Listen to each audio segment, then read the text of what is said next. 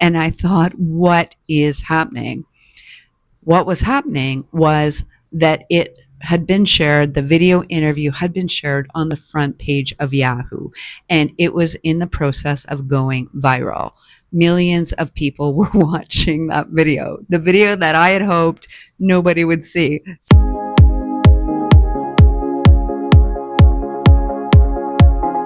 Hi, I'm Patty, and today I want to talk about something that happened to me very early on in my artistic career, and that was going viral before I was ready.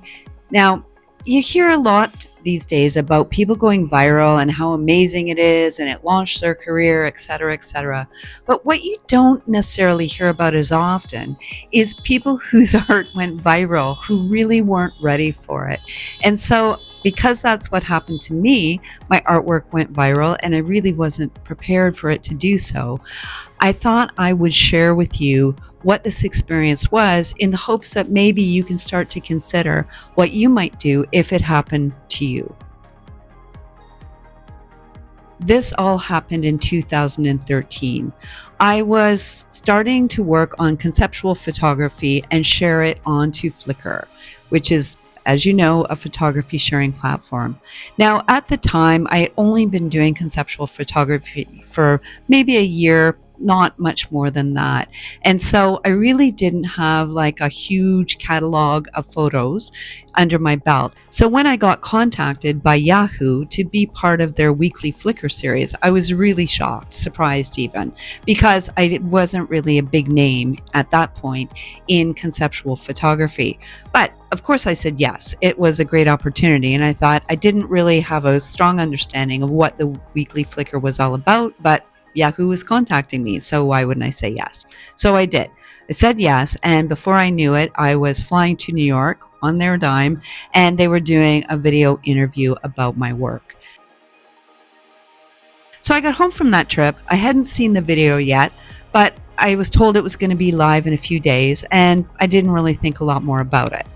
So, come the day it goes live, I sat down to watch it with my husband. I was really excited to see it.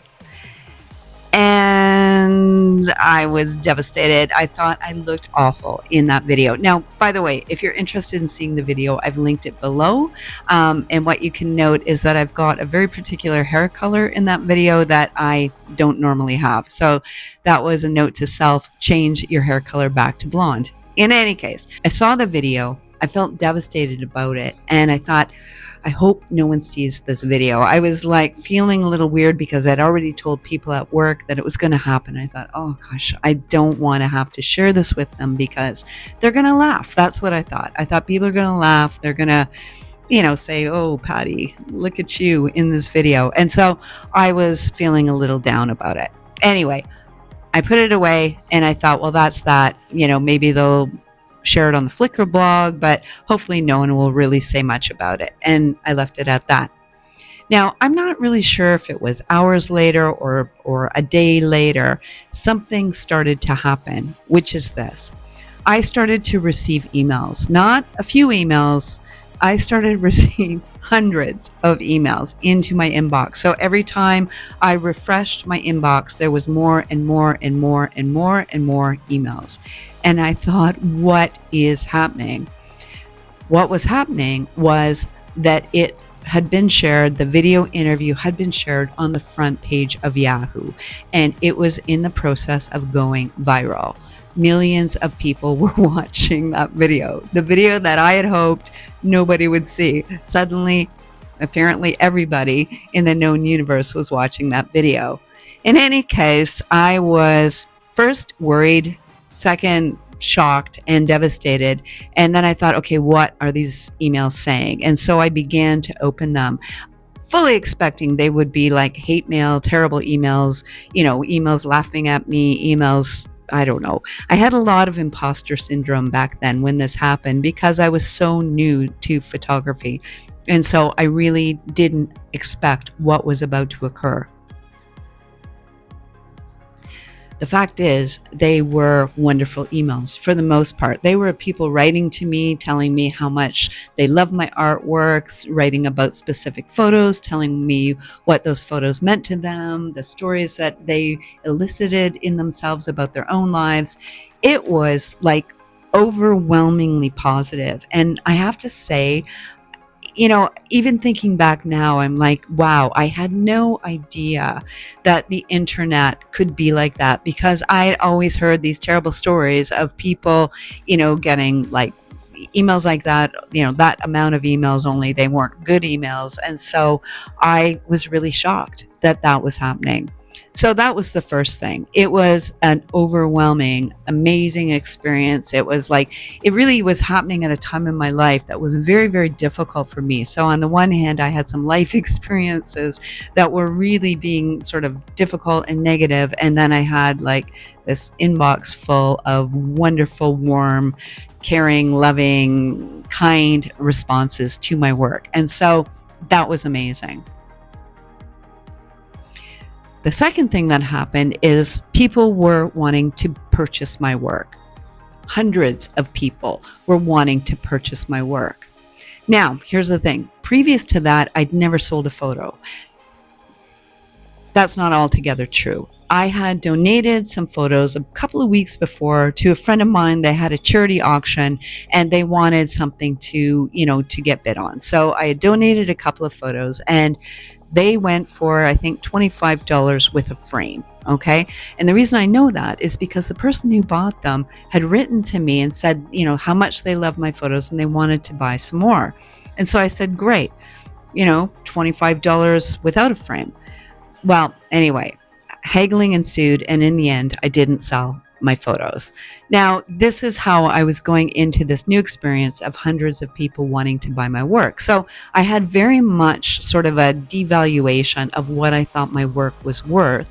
And so when I was getting all these people wanting to buy my work, I quickly looked for a website that would sell and print the work. And I priced my photos at $25.